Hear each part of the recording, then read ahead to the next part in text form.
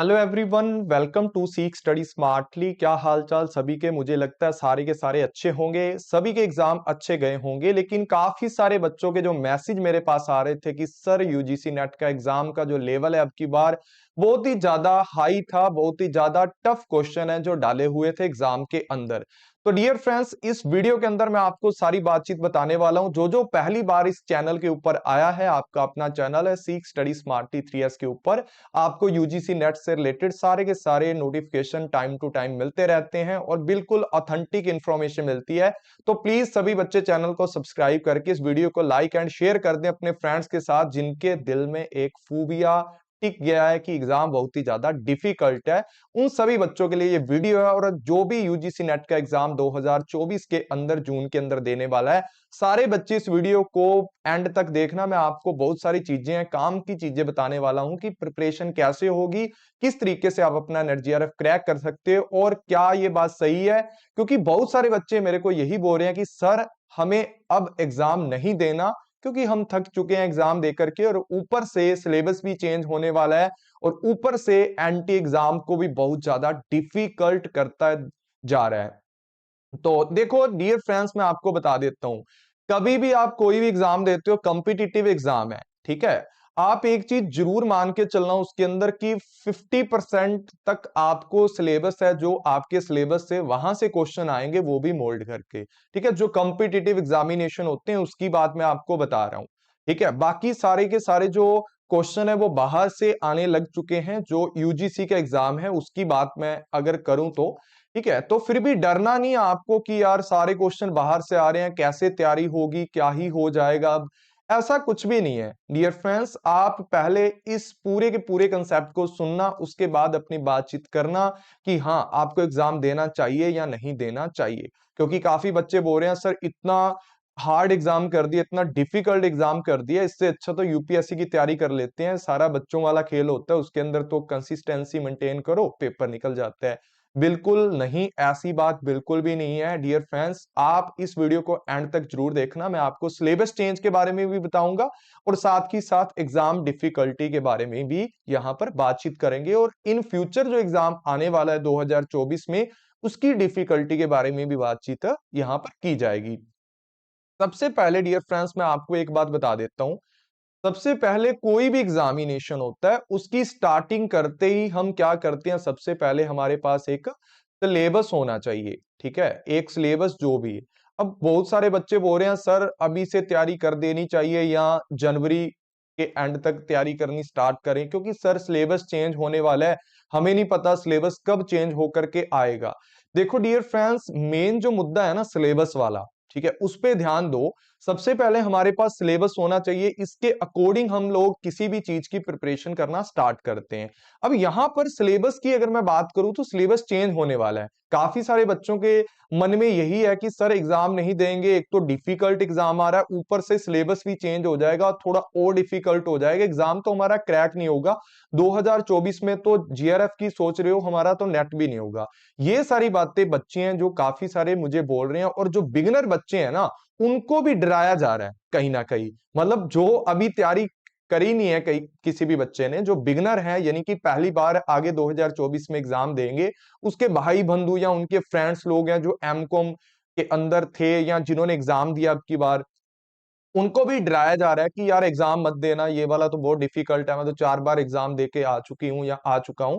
तो उन सभी बच्चों के लिए ये वीडियो है, ध्यान से एंड तक सुनना, मैं आपको अच्छी स्ट्रेटेजी बताऊंगा और आपके काम आएगी। सबसे पहले बात करते हैं सिलेबस की। डियर फ्रेंड्स, सिलेबस के अंदर कोई इतना बड़ा चेंज नहीं होने वाला, ठीक है, कि आप समझो कि सिलेबस के अंदर चेंज हो जाएगा। अगर मैं बात करता हूं, आप कोई भी कॉमर्स की बात करो, चलो पेपर 1 को छोड़ देते हैं एक बार, जो भी आएगा करंट अफेयर से जुड़ा हुआ आ सकता है, कुछ और ऐड हो सकता है उसके अंदर। अगर मैं सब्जेक्ट की बात करता हूं तो भाई वहां पर आपको पता है कि मार्केटिंग क्या होता है। ठीक है, मार्केटिंग क्या होता है, मार्केटिंग तो मार्केटिंग ही रहेगी ना, उसके अंदर तो कोई चेंज नहीं आएगा। सिलेबस के अंदर कंज्यूमर बिहेवियर क्या होता है उसके अंदर चेंज भी नहीं आएगा, पार्टनरशिप क्या होती है उसके अंदर भी कोई चेंज नहीं आएगा। ठीक है, थोड़े थोड़े अमेंडमेंट हैं जो वो तो हर साल होती रहती हैं, बस उन्हीं चीजों को इन्होंने अपडेट करना है इस बार सिलेबस के अंदर। तो ऐसी फिराक में मत बैठो कि यार जब सिलेबस चेंज होगा तभी हम अपनी प्रिपरेशन स्टार्ट करेंगे। ये गलत बात है जिससे आपका टाइम वेस्ट होने वाला है। यहां पर पहली बात आपको ये सोचनी है, समझनी है। दूसरा जो मेन जो आपका पॉइंट रहने वाला है ना इस पूरे 2024 वाले सेशन के अंदर, कि आप किस तरीके से अपनी प्रिपरेशन करोगे। देखो पहले पता क्या होता था, दूसरे नंबर पॉइंट पे आपको समझा रहा हूं, पहले होता था 2 से 3 मंथ के अंदर हमारी जो प्रिपरेशन है ना वो आराम से हम लोग कर लेते थे। ठीक है, यानी कि आपने जनवरी में, जैसे मान लो जनवरी से लेकर के जून तक आपका पेपर होता है, तो हम लोग क्या करते थे, लास्ट के 3 मंथ पढ़ लेते थे, अप्रैल के अंदर पढ़ लेते थे या मई के अंदर पढ़ लेते थे या फिर जून के अंदर अच्छे से प्रिपरेशन कर लेते थे। 2 से 3 मंथ के अंदर आप अपनी प्रिपरेशन कर लेते थे, जिससे आपका एग्जाम है वो अच्छे से क्लियर हो जाता था, यानी कि जो आपका नेट है वो तो आराम से निकल जाता था। पर अब की बार देखो, अब की बार सबसे पहली बड़ी बात यह है कि मैं आपको जो बता रहा हूं ना, ये मेरा खुद का एक्सपीरियंस और बच्चों से जो चीजें मैं गेन करता हूं। देखो मैं एक टीचर होने के नाते या टीचिंग कर रहा हूं, तो मैं भी आप लोगों से बहुत सारी चीजें सीखता हूं। तो काफी सारे बच्चे ऐसे थे जो 4-4 5-5 मंथ लगातार कंसिस्टेंसी मेंटेन कर करके अपनी प्रिपरेशन करते हैं। ठीक है, और कंसिस्टेंसी वाला बच्चा ही इस एग्जाम को निकालेगा। कोई भी एग्जाम हो, कंसिस्टेंसी रख करके आप एग्जाम निकालोगे। ऐसा नहीं कि 4 दिन वीडियो देख ली, लाइव आगे सर के साथ, बाद में चलो सर जी अभी काम है, बाद में सारी क्लासेस कवर कर लेंगे, धीरे धीरे कर लेंगे, ऑफलाइन कवर कर लेंगे। फिर तो भाई आपका सिलेबस इकट्ठा होता रहता है और लास्ट के अंदर आके आप टीचर को ही ब्लेम कर देते हो कि सर हमें तो कुछ आता नहीं है, आपसे कोर्स लेकर गलती कर दी, सर हमने ये कर दिया, हमने वो कर दिया, सर ये वाला कंसेप्ट कहां पर है। हालांकि टीचर ने सारी चीजें कवर करवाई होती हैं, पर एंड ऑफ द डे आप जब कंसिस्टेंसी मेंटेन नहीं करते तो वो सारी चीजें आपके ऊपर हावी होती हैं कि आप एक दिन में सारा सिलेबस थोड़ी कवर कर लोगे। जो पिछले 4 मंथ से एक टीचर पढ़ा रहा है, वो पिछले 4 मंथ से अगर आप टीचर के साथ बैठकर प्रिपरेशन कर रहे हो तभी आपसे कंप्लीट होगा। तो कंसिस्टेंसी कंसिस्टेंसी मेंटेन करनी पड़ेगी, और वो भी आपको यहां पर क्या करना पड़ेगा, 5 से 6 मंथ, यानी कि जो भी आपका एग्जाम पीरियड से पहले का टाइम आपको मिलता है एग्जाम तक, वो सारी की सारी आपको कंसिस्टेंसी रखनी पड़ेगी। मानने का मतलब ये है कि आप लास्ट मंथ में जितना ज्यादा पढ़ते हो ना, उतना फोकस करके आपको इस 5 से 6 महीनों के अंदर अच्छे से कंसिस्टेंसी मेंटेन करके आपको यहां पर पढ़नी है। सही है। फिर तीसरी बात आती है, सर जी हमने ना पीवाईक्यू काफी सारे लगाए थे, हमने तो सर जी यहां से बाय कर ली थी बुक, यहां से बाय कर ली थी बुक, सर जी हमने इतने सारे पीवाईक्यू लगाए, एक भी क्वेश्चन पीवाईक्यू से नहीं आया था। और मैं भी बोलता हूं कि 2 से 4 क्वेश्चन है आपके जो डायरेक्टली पीवाईक्यू से उठ करके आ जाते हैं, बाकी कोई भी क्वेश्चन पीवाईक्यू से नहीं आता।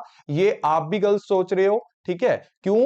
देखो पीवाईक्यू का मतलब ये नहीं है कि जो सेम क्वेश्चन है वही आपके एग्जाम के अंदर आ जाएगा। ठीक है, पहले होता था, 2021 में ऐसा हुआ, 20 में ऐसा हुआ है कि पीवाईक्यू के सारे क्वेश्चन है same as it is as उठ करके वो क्वेश्चन आए हैं। पर अब की बार जो इनका पैटर्न रहा है ना वो ये है, देखो पीवाईक्यू का भी बहुत ज्यादा अपना बेनिफिट होता है। ठीक है ना, इसका अपना बेनिफिट है। अगर पीवाईक्यू लगाते हो, बेनिफिट क्या है मैं आपको बता देता हूं कि बेनिफिट है क्या। देखो जितने आप पीवाईक्यू लगाते हो या जितने आप मॉक टेस्ट लगाते हो, पहले तो आपको मॉक टेस्ट और पीवाईक्यू के अंदर अंतर पता होना चाहिए। मॉक टेस्ट कोई भी टीचर है, किसी भी प्लेटफॉर्म से आप पढ़ रहे हो ना, एक मॉक टेस्ट जो आपको दिया जाता है ना, वो जो मॉक टेस्ट होता है वो टीचर खुद से बनाता है या कहीं से क्रिएट करवाता है, या कुछ कुछ भी लगा के चल सकते हो कि वो आपके कंटेंट से रिलेटेड होते हैं जिनसे आपको कंसेप्चुअल क्लैरिटी बनती है। और पीवाईक्यू वो होते हैं जो यूजीसी नेट के एग्जाम में आए हैं, जो पेपर किसके द्वारा तैयार किया गया है, एनटीए के द्वारा तैयार किया गया था। ठीक है, इन दोनों के अंदर बहुत ज्यादा फर्क होता है। जब कंटेंट को आप लगाते हो तो आपको पता लगता है कि आपकी कितनी मास्टरी है ना, कितनी आपकी मास्टरी आपने कंटेंट के ऊपर हासिल की है। ठीक है, अब बोलते हैं सर जी सारे का सारा जो कंटेंट है आउट ऑफ आता है, हमने तो काफी चीजें पढ़ के गए थे, हमने ये तैयार किया था, वो तैयार किया था। देखो हमेशा कंसेप्ट की बात करते हैं, यहां पर जो भी पेपर आता है वो किससे आता है, कंसेप्ट से रिलेटेड आता है। कंसेप्चुअली आपको अगर नॉलेज नहीं है ना, कंसेप्ट को पुट करने की नॉलेज आपको नहीं है, तो आप एग्जाम नहीं निकाल सकते। कंसेप्चुअल नॉलेज आपको यहां पर होनी चाहिए।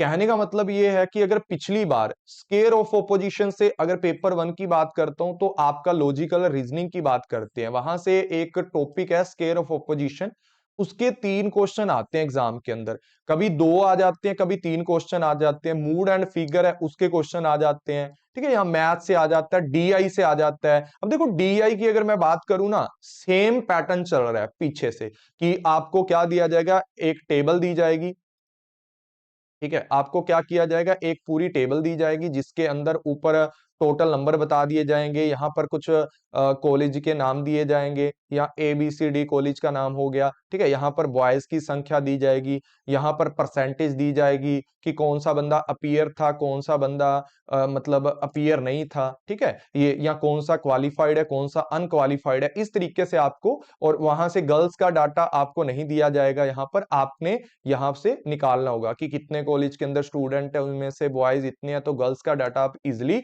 निकाल पाओगे। ये वाले जो डीआई हैं, ये हर बार ऐसे ही डीआई हैं ज्यादातर आते हैं, या कई बार क्या होता है यहां पर आपको ना कुछ कुछ मिसिंग नंबर वाले डीआई भी दिए जाते हैं, वो भी मैंने बड़े अच्छे से पढ़ाए थे बच्चों को। डीआई बहुत ही इजी था, मुझे पता है इस बार कॉमर्स का जो डीआई था बहुत ही ज्यादा मक्खन डीआई था, आप बड़े आराम से कर पाएंगे, ठीक है, जो पेपर वन के अंदर आया था। और साथ ही साथ अगर मैं बात करता हूं, जो भी आपका रीडिंग कंप्रेंशन है वो भी बड़ा अच्छा आया था, ठीक है। तो मतलब अगर आप इन दोनों को लेकर चलो तो भाई 20 नंबर तो आपके यहां से बड़े आराम से आप ले सकते थे। बाकी मुझे नहीं पता किस बच्चे ने किस तरीके का पेपर किया है, वो तो आपकी आंसर की आने के ऊपर ही पता लगेगी। तो बात मैं ये कर रहा था कि आप पीवाईक्यू, ठीक है ना, तीसरा पॉइंट था जो हमारा वो था पीवाईक्यू का, ठीक है। पीवाईक्यू देखो, मैं आपको सीधी और सिंपल सी बात करता हूं, पीवाईक्यू लगाओगे जिससे आपको पता लगेगा कि 2021 में कौन सा कंसेप्ट आया है, 22 में कौन सा आया है, और 23 में कौन सा कंसेप्ट आया है, और कौन से मोस्ट इंपोर्टेंट कंसेप्ट है, ठीक है ना। मोस्ट इंपोर्टेंट कंसेप्ट है जो, वो आपको यहां पर पता लगेंगे। और जिन कंसेप्ट को आप दोबारा से पढ़ करके आगे अपने एग्जाम में जाओगे या उससे रिलेटेड कंटेंट पढ़ोगे, जिससे आपके एग्जाम निकालने के चांसेस बहुत ज्यादा हो जाते हैं। और दूसरी बात, जब आप पीवाईक्यू लगाते हो तो आपको कंसेप्ट की क्लैरिटी रहती है, और ज्यादा नहीं मैं बोलता, 50% से लेकर के 60% तक आपका जो पेपर था वो सारा का सारा पीवाईक्यू बेस्ड ही दिया गया था अब की बार भी, ठीक है। काफी हल्ला मचा रखा है बच्चों ने कि डिफिकल्ट आया हुआ है एग्जाम, ऐसा बिल्कुल नहीं है। देखो एग्जाम का पैटर्न है वो चेंज करते रहते हैं, नई नई चीजें अपडेट होती रहती हैं, पर मोस्टली जो पेपर था आपका वो 50 से 60% पीवाईक्यू बेस्ड ही पेपर आपका यहाँ पर दिया गया था। और जो 40% आपका कंटेंट था वो आप बोल सकते हो कि नए तरीके का कंटेंट था, जो पढ़ा नहीं था आपने या आपके समझ से बाहर था।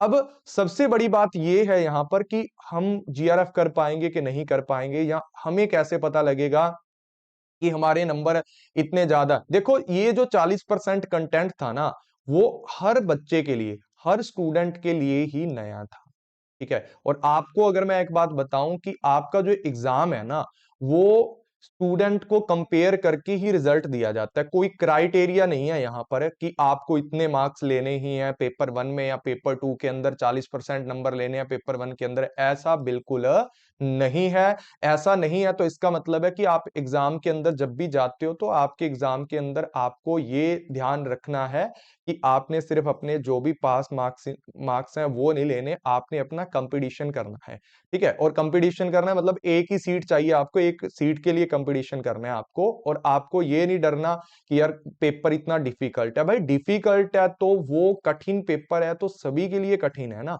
आप अकेले के लिए कठिन थोड़ी है। अगर 40% सिलेबस बाहर से आया है तो जो बच्चा मतलब पढ़ के नहीं गया उसके लिए भी वैसा है, और जो पढ़ के गया उसके लिए भी वैसा है, ठीक है। और 50% जो सिलेबस है या 60% जो सिलेबस है वो तो आपने पढ़ रखा है, बस इसका मान के चलो कि इसमें से आप कंपीट करके अपने जितने भी लोग हैं उनसे आप आगे निकल सकते हो और अपना नेट जीआरएफ कर सकते हो। तो डरने की कोई इतनी बात नहीं है, ठीक है। ये जो आपका पीवाईक्यू वाला फंडा है ना, ये आपको कंसेप्ट की क्लैरिटी दिलवाता है, और जितने भी आपके रिपीट होने वाले मतलब कंटेंट होते हैं उनके बारे में आपको नॉलेज देता है कि आगे आने वाले जो एग्जाम के अंदर ऐसे कंसेप्ट आपके आ जाते हैं, ठीक है। तो ये वाला पैटर्न आपको यहाँ पर रखना है। और मैंने आपको 3 चीजें अभी तक बताई हैं। सबसे पहले मैंने आपको सिलेबस का बताया है, फिर नंबर 2 पे बताया कि एग्जाम के अंदर कंसिस्टेंट रहना पड़ेगा, 2 से 3 मंथ से काम नहीं चलेगा, 5 से 6 मंथ जितना आपका टाइम पीरियड है उसकी कंसिस्टेंसी आपको मेंटेन करके रखनी है। और देखो यार, आप मेरी बात क्यों सुनोगे, ठीक है, आपको इतना सारे और भी यूट्यूब चैनल है। देखो, मेरा यूट्यूब चैनल छोटा हो सकता है, कम सब्सक्राइबर है, हमारी फैमिली छोटी है, लेकिन आप, मुझे उम्मीद है कि आप बढ़ा दोगे। देखो 2000 अगर 21 की बात करता हूं, ठीक है, इसके अंदर देखो कितने सारे नेट जीआरएफ हैं, ठीक है। 2022 की अगर मैं बात करता हूं, यहां पर भी कितने सारे नेट जीआरएफ है, 2023 के भी बच्चे हैं इसके अंदर जो पहले एग्जाम दिया था जिन्होंने। तो बाकी ये वाले सारे बच्चे हैं जिनके रिजल्ट निकले हैं। तो भाई बहुत सारे बच्चे हैं जिन्होंने अपना नेट जीआरएफ क्रैक करके अपने एग्जाम के अंदर बहुत ही अच्छे तरीके से क्या किया है, नेट जीआरएफ क्रैक किया। तो आप भी तो कर सकते हो ना। इन बच्चों ने भी तो कंपटीशन को बीट किया है, तो आप भी कर सकते हो। तो ये कोई बड़ी बात है नहीं है कि आप आराम से इस सारी चीजों को सोल्ट आउट कर पाओगे और अपना नेट जीआरएफ उनको क्रैक कर पाओगे, ठीक है। इसके अलावा जो दूसरी बात मैं आपको बताना चाहता हूं, वो काफी सारे बच्चे ये बोल रहे हैं कि सर न्यू टॉपिक का करेंगे क्या, ठीक है। जो नए टॉपिक आएंगे, जो आपका सिलेबस चेंज होगा ना, उस सिलेबस चेंज की अगर मैं बात करता हूं, तो जो नए टॉपिक आएंगे उनसे थोड़ी सी बच्चों को प्रॉब्लम हो रही है कि सर जी नए टॉपिक आएंगे तो उनको कैसे। देखो सबसे पहले तो ये बात है जी, जो नए टॉपिक आते हैं ना, मान लो जनवरी के अंदर आपके पास बहुत ही सुनहरा मौका है कि आप अपना नेट जीआरएफ निकाल पाओगे। मान लो नए टॉपिक आ गए, नए टॉपिक से कोई एमसीक्यू आपको आ गया, ठीक है, कोई भी एमसीक्यू आ गया, वो इतना डीपली नहीं पूछा जाता। पहले एक दो एग्जामिनेशन के अंदर अगर कोई नया टॉपिक डाला है तो वहां से कंसेप्ट इतना डीपली नहीं पूछा जाता, तो आपको कोई भी डरने की जरूरत यहां पर नहीं है। और मैं साथ ही साथ जितने भी नए टॉपिक आएंगे, सारे के सारे नए टॉपिक है आपको यूट्यूब चैनल पर कुछ कुछ टॉपिक्स हैं वो कवर करवाऊंगा। बाकी अपने कोर्सेज के अंदर आपको सारी की सारी डिटेल आपको कोर्स में प्रोवाइड करूंगा। जिस तरीके से पहले मैं कोर्स प्रोवाइड करता हूं, जैसे मैंने पिछली बार करवाए थे ये वाले कोर्स, इसी तरीके से अब की बार भी कोर्स करवाने वाला हूं मैं, जिसके अंदर आपको 4 ऑप्शन मिल सकते हैं। देखो पेपर 1 आप 6 मंथ का ले सकते हो, पेपर 1 है जो आपका वो 1 साल के लिए भी ले सकते हो, 1 ईयर का भी।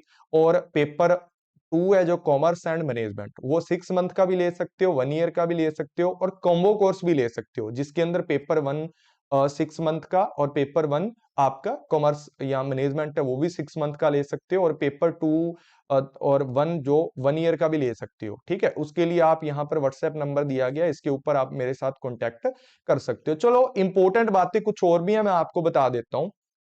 सबसे पहले ना, जो बच्चे डरे हैं, ठीक है, इस बात से कि अब हम एग्जाम नहीं देने वाले, हमारे बस की नहीं रही, एग्जाम का जो पैटर्न है वो बहुत ज्यादा डिफिकल्ट है। देखो कॉमर्स के अंदर जब भी पढ़ते हैं ना हम, हमारे पास एक आती है कॉस्ट बेनिफिट एनालिसिस, ठीक है ना, एक अप्रोच होती मान लो, ठीक है ना। इसका मतलब क्या होता है, कॉस्ट बेनिफिट एनालिसिस अप्रोच का मतलब क्या होता है, मैं आपको समझा देता हूं। देखो आपकी कॉस्ट कितनी आ रही है पूरे के पूरे एग्जाम के अंदर, आप जो पढ़ रहे हो, मान लो आप सेल्फ स्टडी कर रहे हो, कितनी कॉस्ट आ रही है अपनी, कुछ नहीं, एक टाइम की कॉस्ट आ रही है कि आपका टाइम कितना लग रहा है। भाई अभी से अगर आप 6 मंथ तक 2 से 3 घंटे भी डेली पढ़ोगे ना, तो आपका एग्जाम बड़े आराम से निकल जाएगा। देखो पहले क्या होता था, बच्चे 2 से 3 मंथ पढ़ते थे, ठीक है, उसके लिए बच्चों को 5 से 6 घंटे 7 घंटे तैयारी करनी पड़ती थी। बात वहीं पर है, ठीक है। अगर आप 5 से 6 मंथ आप क्या करोगे, 2 से 4 घंटे डेली पढ़ोगे ना, देखो 2 घंटे सुबह निकाल लो, 2 निकाल लो आप शाम को, ठीक है। अगर 10 बजे सोते हो तो 11 से 12 बजे तक सोने लग जाओ, ठीक है, जिससे कि आपका इतना ही कॉस्ट लगने वाला है, आपके टाइम का कॉस्ट लगने वाला है, और आराम से आप अपने एग्जाम को क्रैक कर पाओगे। सिलेबस चेंज का आप टेंशन मत लीजिए कि सिलेबस चेंज होगा, इसके अंदर 2 4 चीजें मॉडिफाई होंगी, क्या पता कॉमर्स सब्जेक्ट में होंगी भी या नहीं होंगी, क्या पता अकेले पेपर 1 के अंदर हो, पेपर 2 के अंदर ना हो। तो इस चीज को आप भूल जाओ, ये तो होती ही रहती हैं और हर बार होती हैं, अभी सिलेबस चेंज का नाम आया है तो इसको ज्यादा हुआ मत बनाओ, ठीक है। मेन बात यह है कि आपकी कॉस्ट कितनी आ रही है, आप 2 से 3 घंटे डेली पढ़ करके अपना एग्जाम। देखो मेन जो मुद्दा यहां पर है ना, एक चीज मैं आपको बताना और भूल गया यहां पर, वो मेन मुद्दा यह है कि काफी बच्चे ना बुक्स ले लेते हैं, ठीक है।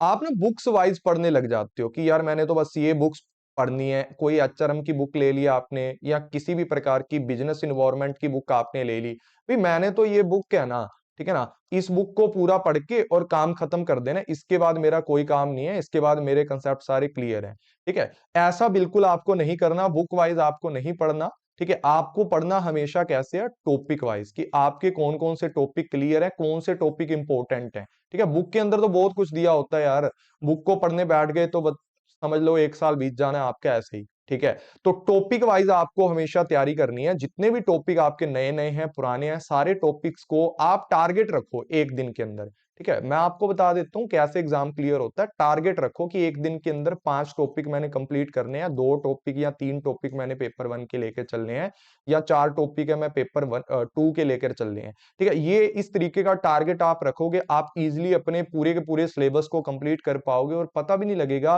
कि कब आपका जो सिलेबस है वो कंप्लीट हो गया, ठीक है। और दूसरी बात, जितने भी टॉपिक है ना, अब की बार मैं क्या करने वाला हूं मेरे YouTube चैनल के ऊपर, अब आप सभी बच्चे कमेंट करके मुझे बताना, मैं आपको एक चीज बताता हूं कि देखो पहले जिस तरीके से YouTube चैनल के ऊपर डेली हमारी 9 PM के ऊपर क्लास होती थी ना, अभी पेपर 1 और पेपर 2 दोनों की क्लास मैं करने वाला हूं, जिसके अंदर ना हम हर रोज के 15 से 20 MCQ करने वाले हैं, ठीक है। कोई भी टॉपिक आपने कंप्लीट कर लिया, आप ग्रुप के अंदर बोलिए सर ये टॉपिक हमारा कंप्लीट हो गया, आपको स्पेसिफिक मेंटरशिप मिलेगी, आपको पर्सनल मेंटरशिप मिलेगी, एक व्हाट्सएप ग्रुप मिलेगा जिसके अंदर आप सभी बच्चे ऐड होंगे, और कोई भी दिक्कत आएगी तो आप मेरे साथ कांटेक्ट भी कर पाएंगे, जिससे कि आपके एक ना फोकस बना रहेगा, ठीक है ना, फोकस बना रहेगा पूरे के पूरे टॉपिक्स क्या हैं।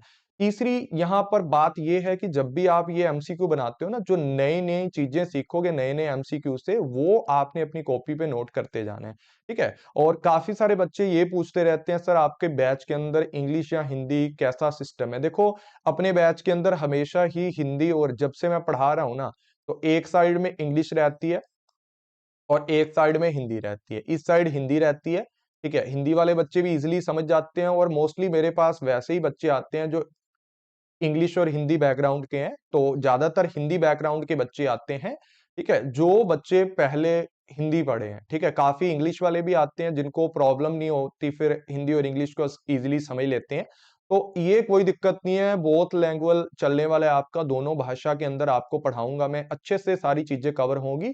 और डियर फ्रेंड्स, ये है कि काफी सारे बच्चे पूछते हैं कि जो सिलेबस है वो कब तक पूरा होता है। देखो 3 मंथ तो लग जाते हैं आराम से, ठीक है। पेपर 1 है चाहे पेपर 2 है, उसके बाद आपको रिवीजन भी करनी होती है, जो मैंने पढ़ा दिया वीडियो के अंदर उनको रिवीजन करो। देखो अब मेरे को थोड़ी पता है कौन सा टॉपिक आपका वीक है, ठीक है, तो उन टॉपिक के ऊपर आप अच्छे से कमांड लेने के लिए जो जो टॉपिक आपके वीक है, या तो मुझे बोल दो कि सर ये टॉपिक है, थोड़ा दोबारा समझा दो, जो भी अपना डाउट क्लियरिंग सेशन होगा उसके अंदर मैं आपको समझा दूंगा, ठीक है। जो भी आपके टॉपिक डिफिकल्ट होते हैं उनके बारे में आप मुझे बता सकते हैं, कमेंट कर सकते हैं, यूट्यूब वीडियो के नीचे भी कमेंट कर सकते हैं, ठीक है। अब मुझे ये बताओ कि हम डेली, जो मैं आपसे पूछने वाला था कि जितने भी आपके मोस्ट इंपोर्टेंट या पीवाईक्यू हैं या टॉपिक वाइज जितने भी आपके एमसीक्यू बनने वाले हैं, वो डेली 20-20 क्वेश्चन एमसीक्यू मैं यूट्यूब चैनल पे करवाऊं दोनों सब्जेक्ट के, या फिर हम मतलब एक दिन रख लेते हैं वीक के अंदर, या 2 दिन रख लेते हैं जिसके अंदर मैं आपको 30-30 क्वेश्चन करवा दूंगा, ठीक है ना, वीक के बाद, ठीक है। मतलब उतना बराबर सही रहने वाला है, बाकी आप बता दो। या फिर एक मैंने और सिस्टम सोचा है इसके अंदर कि जो अपना एप्लीकेशन है सीख स्टडी स्मार्टली, वहां पर आपको मैं पूरे का पूरा जो टेस्ट रहेंगे या मॉक टेस्ट रहेंगे फ्री के अंदर, वहां पर मैं आपको प्रोवाइड करने वाला हूं, चाहे नए टॉपिक वाले हैं तो फ्री के अंदर आपको वहां पर मिल जाएंगे। और उन्हीं को ही बाद में क्या करेंगे, हम 2-2 3-3 टेस्ट हैं वो अपने यूट्यूब चैनल के ऊपर जाकर के क्या कर देंगे, उनकी एक्सप्लेनेशन के साथ आपको मैं पढ़ा दूंगा। ये सारी चीजें हैं, और काफी सारे बच्चे हैं जो यहाँ पर डीमोटिवेट हो रहे हैं। देखो यार, डीमोटिवेट होने का कोई चक्कर वाली बात नहीं होती। अगर आप सभी बच्चे ये सोच रहे हो ना कि आप डीमोटिवेट हो जाओगे, ठीक है ना, डीमोटिवेशन होने की जरूरत आपको है नहीं है। तो मैं आपको बता देता हूं कि सबसे पहले तो जितना भी एग्जाम के अंदर डिफिकल्ट लेवल है वो सभी के लिए समान है, चाहे वो इंटेलिजेंट बच्चा है, पढ़ के गया नहीं पढ़ के गया, सबके लिए 40% सिलेबस आउट ऑफ सिलेबस है। तो इसका मतलब है कि आपका 40% सभी के लिए डिफिकल्ट है, कोई एक आध बच्चा होगा जिसका तुक्के से क्वेश्चन सही हो जाएगा, मोस्टली बच्चों की गलती होंगे, ठीक है। मैं डिमोटिवेट आपको नहीं कर रहा, मैं आपको रियलिटी बता रहा हूँ कि आप जो समझ रहे हो, ठीक है? सारे इतने वो नहीं है, हर बच्चे का क्वेश्चन कहीं न कहीं गलत मिलेगा। अगर आपका एक सही हो गया, वो वाला क्वेश्चन क्या पता दूसरे का वो गलत हो जाए। तो जितना डिफिकल्ट लेवल है ना, उसको तो आपने मानना है कि उसके अंदर आपका कंपटीशन नहीं है, सभी के लिए इक्वल है, तो आपको डरने की जरूरत नहीं है। और जो सिलेबस चेंज की बात है ना, उसके अंदर भी कोई यार हाई-फाई चेंज नहीं आएगा, ठीक है? और डियर फ्रेंड्स, ये मत सोचो कि सिलेबस चेंज होकर के आएगा, बाद में अपनी प्रिपरेशन स्टार्ट करेंगे। मैं आपको बता देता हूँ, फ्री जो हमारी क्लासेस हैं, मान लो डेमो क्लासेस मान लो, फ्री क्लासेस मान लो, वो 20 दिसंबर से यानी कि एक दो दिन बाद, ठीक है, हमारी जो क्लासेस हैं वो मैं अपने यूट्यूब चैनल पे स्टार्ट करने वाला हूँ। पेपर वन की क्लास भी होगी और पेपर टू कॉमर्स की क्लास भी होगी और मैनेजमेंट की क्लास भी होगी। तो ये सारे अपने अपने दिमाग में डाल लो कि सिलेबस चेंज होके आएगा, क्या पता जनवरी के एंड तक हो, फिर क्या करोगे? उतना एक महीना खराब कर लोगे अपना। ऐसा बिल्कुल भी आपको नहीं करना है। अच्छे से जिस तरीके से हम पहले पढ़ते थे ना, जिस तरीके से हम पहले पढ़ रहे थे, वैसे ही हम पढ़ने वाले हैं कि पहले थ्योरी खत्म करेंगे, ठीक है? थ्योरी के बाद हम लोग आपको क्या करवाएंगे? एमसीक्यू करवाएंगे, ठीक है? एमसीक्यू करवाने के बाद जो भी आप अपनी रिवीजन भी करेंगे उसके अंदर अंदर, ठीक है ना? रिवाइज करेंगे, ठीक है? जो टॉपिक आपको नहीं आएंगे वो मैं रिवाइज करवा दूंगा। देखो यार, एक चीज है, मैं आपको टॉपिक है बिल्कुल शिद्दत से पढ़ाता हूँ, डीपली नॉलेज से पढ़ाता हूँ, ए टू जेड। मतलब अपना जो लेवल होता है ना, वो जीरो लेवल से एडवांस लेवल तक मैं जाता हूँ, ठीक है ना? तो एडवांस लेवल तक मैं जाता हूँ जीरो से लेकर के, तो आपको टेंशन लेने की जरूरत नहीं है कि आपका कोई भी कंसेप्ट रहेगा, ठीक है? और अगर भाई कोई भी बच्चा ऐसा है कि जो बीच में पढ़ना ही नहीं चाहता, ठीक है, वो मत आना। देखो यार, 2 महीने पढ़ लिया, उसके बाद 1 महीने सर जी मेरे को ये हो गया वो हो गया, ठीक है? अगर आपके पास टाइम नहीं है तो आप अपना एडजस्टमेंट करना, पहले एडजस्टमेंट करके देखना कि यार मेरे को इतना एडजस्टमेंट करना है। देखो 2 से 3 घंटे तो आपको डेली निकालने पड़ेंगे, ठीक है, क्लासेस क्लासेस के लिए। बाकी कुछ रिवीजन वगैरह करोगे आप अपना, वो वीक में 1 से 2 बार आप रिवीजन भी करोगे सारी चीजों के, बड़े आराम से आपका 2024 का नेट भी होगा, जीआरएफ भी होगा। डरने की कोई जरूरत नहीं है भाई। हवा बना रखा है कि अब ये कठिन हो जाएगा सिलेबस, अब की बार ये बदलेगा। इतनी सारी यूट्यूब वीडियो हैं जो बच्चे मुझे शेयर करते हैं, भाई यार मैंने आज तक ऐसी चीजों पे वीडियो नहीं बनाई, ठीक है ना? फेक वीडियो बना करके कोई फायदा नहीं मिलता, अपना भी टाइम वेस्ट होता है, बच्चे भी गालियां निकालते हैं नीचे कि यार आप ऐसी वीडियो मत बनाया करो, आप बस स्टार्ट हो गए हैं। वो चीजें मत किया करो यार, ठीक है? कोई भी यूट्यूब के ऊपर है तो आप भी कमेंट कर दिया करो कि सर जी आपको देखते हैं हम, बस थोड़ा आराम से और प्यार से अच्छी वीडियो भेजा करो, ठीक है? इससे अच्छा वीडियो बनाओ ही मत, ठीक है ना? अगर बच्चों को भरमाना है या मतलब फेक कंटेंट देकर के वीडियो बनाने की जरूरत ही क्या है कि आज ये हो गया, एनटीए ने ये कर दिया वो कर दिया। देखो यार, एक सिस्टम होता है, जो चीज रियलिटी में हुई है उसके लिए बोल दिया अभी, ठीक है, ठीक है? अब डिफिकल्ट एग्जाम हुआ है कि नहीं हुआ, मतलब बच्चों ने इतना हुआ बना दिया कि सर जी एग्जाम ही नहीं देंगे अब हम आगे। ऐसा कुछ नहीं है यार, आप आने वाले बच्चों को भी डरा रहे हो, ऐसा बिल्कुल नहीं है। आप अपना ये ध्यान देखो कि अगर आपका कॉस्ट बेनिफिट एनालिसिस करते हो, तो अगर मान लो रोज के 2 से 4 घंटे देकर के आपका नेट निकल जाता है, किसी कॉलेज में आप जॉब लग जाओगे, तो उसका बेनिफिट कितना है, ठीक है ना? उसका बेनिफिट कितना है वो चीज आप नहीं नोट कर रहे हो यहाँ पर, ठीक है? बेनिफिट देखना चाहिए चीज का। आपका कोई ज्यादा टाइम वेस्ट नहीं है इसके अंदर, आप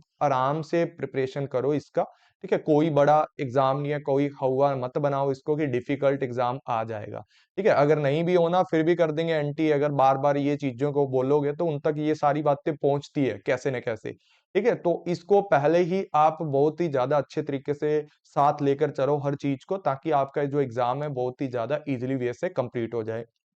अब देखो मैं आपको बता देता हूँ, मैंने बताना तो नहीं था इस वीडियो के अंदर, नहीं तो फिर बच्चे बोलते हैं सर जी आप तो इस चीज के साथ प्रमोशन कर रहे हो। देखो, आपको ज्यादातर प्रमोशनल वीडियो नहीं मिलेंगी मेरी, ठीक है? ना ही मैं ज्यादा बोलता, स्टार्टिंग के अंदर बोलता हूँ, बैच स्टार्ट हो गया। पहली बात आपको बता देता हूँ, 200 प्लस नेट जीआरएफएल लास्ट 2 सालों के अंदर बच्चों ने क्लियर किए हैं, ठीक है? जो बच्चे पढ़ने वाले हैं वो कर जाते हैं क्लियर, ठीक है? अब जो नया बैच है वो आपका जनवरी 2024 को स्टार्ट होने वाला है, ठीक है? यहाँ पर पेपर वन और पेपर टू कॉमर्स दोनों ही आपको मिल जाएंगे। पेपर वन की अगर मैं बात करता हूँ तो ये आपको 3000 के अंदर मिल जाएगा। ये पढ़ लेना भाई, स्क्रीनशॉट कर लेना इसका, ठीक है? मैं ज्यादा नहीं बताऊंगा इसके बारे में डिटेल में, ठीक है? आपको अच्छा कोर्स मिलेगा। आप एक बार सारी जगह चेक करके आना, फिर अपने यूट्यूब पे आकर के आप 2 4 वीडियो अपने यूट्यूब की देखना और आपको पता लग जाएगा फ्री के अंदर भी मैंने बहुत ज्यादा डीपली चीजें पढ़ा रखी हैं। ठीक है, पेपर 2 का भी इसी तरीके से है कि अगर 6 मंथ लेना है तो 4000 के आसपास मिल जाएगा, और 1 ईयर का लेना है तो आपको 3 मंथ का एक्स्ट्रा यहाँ पर मिल जाएगा, और यहाँ पर 7,000 की कॉस्ट मिल जाएगी। ठीक है, और कॉम्बो कोर्स आपको यदि लेना है तो उसके लिए भी आपको एक चार्ट है जो मैंने अपने टेलीग्राम चैनल सीख स्टडी स्मार्टली के ऊपर शेयर कर रखा है। देखो, सबसे मेन बात ये होती है कि आपको ना जो अपना टेलीग्राम चैनल है, ठीक है, उसको ज्वाइन करना है। ठीक है ना, वहां पर 5 से 7 हजार बच्चे हैं हमारे, और एक ग्रुप के अंदर 9 हजार बच्चे हैं, तो उस ग्रुप को आपने जरूर ज्वाइन करना है, जिससे आपको टाइम टू टाइम एक यूट्यूब के ऊपर जितने भी आपके फ्री क्लासेस होती हैं ना, उन सारी क्लासेस के आपको क्या मिलते रहते हैं, लिंक मिलते रहते हैं, और आप ना जब मर्जी देखो, 1-2 दिन के बाद देखो, आपको लिंक मिलेंगे, उनको वीडियो को अच्छे से कवर कर लो। ठीक है, और याद रखना है कि 20 दिसंबर से हम अपना जो पूरे का पूरा एग्जामिनेशन सिस्टम है उसके हिसाब से चलेंगे। और अब बोलेंगे सर जी आपको कैसे पता कि कौन सा जो सिलेबस है बदलेगा कि नहीं। यार देखो, जो कॉमर्स का होता है चाहे पेपर 1 का है, ठीक है, इसके अंदर ऐड होने वाला है, सिलेबस का जो चेंजेस है ऐड होंगे, इसमें से कुछ डिडक्ट वो नहीं करने वाले मेरे हिसाब से। और अगर डिडक्ट करेंगे भी तो उस टॉपिक को हम लोग छोड़ देंगे, वैसे भी हमें नॉलेज ही मिलने वाली है, कोई बड़ी बात नहीं है। टेंशन मत लो, एग्जाम देना है। ठीक है, अब हम एग्जाम नहीं देंगे सर, ऐसा मेरे सामने तो मत बोलना। देखो, ठीक है, एग्जाम देना है और अच्छे से देना है और अच्छे से पढ़ाई करनी है, कुछ भी डिफिकल्ट नहीं होता। ठीक है ना, अगर बोलते हैं ना कि यार अगर जिसने काम करना होता है ना वो दिन रात एक करके अपना काम कर लेता है, और जिसने नहीं भी करना होता दिन भर फ्री रहने के बाद भी वो बंदा नहीं दे पाता एग्जाम। और कुछ लोग काम के साथ साथ भी इस डिफिकल्टी को फेस करेंगे, वैसे डिफिकल्टी है ही नहीं। ठीक है, मैं तो आपको बोल रहा हूं कि यार आप सर हम एग्जाम नहीं देंगे, हमसे नहीं हो पाएगा, ये सारी बातें बच्चे बोल रहे हैं, तो ये सारी चीजों का कुछ मतलब नहीं बनता। अगर आपने ये लाइन चूज की है तो भाई आपको करना ही है। ठीक है, और इसके लिए चाहे सिलेबस चेंज हो, चाहे पूरी दुनिया चेंज हो, चाहे एनटीए पूरा पैटर्न बदल दे, आपको हार नहीं माननी। हम मिलेंगे जून के एग्जाम के लिए अच्छे से, 20 तारीख से हमारी क्लासेस स्टार्ट हैं, और अच्छे से जून का जीआरएफ लेकर के मिलना है हमने, और इसी तरीके से आगे बढ़ते जाएंगे। और मुझे आप में से बहुत सारे बच्चे ऐसे होंगे जो अब की बार भी अपना जीआरएफ करेंगे। ठीक है, उनकी फोटो भी इधर लगा देंगे, और आने वाले 2024 के अंदर आपकी फोटो भी मैं यहाँ देखना चाहता हूँ सब में। अरे भाई, आप वैसे जिन बच्चों को अच्छे से बोलना भी नहीं आता वो भी बच्चे नेट जीआरएफ कर जाते हैं। काफी सारे बच्चे तो इतने तेज होते हैं फिर भी यार सिर्फ एक डिमोटिवेशन की वजह से हार मान लेते हैं। ठीक है, ऐसा आपको नहीं करना, अच्छे तरीके से पढ़ना है और अपना नेट जीआरएफ करना है।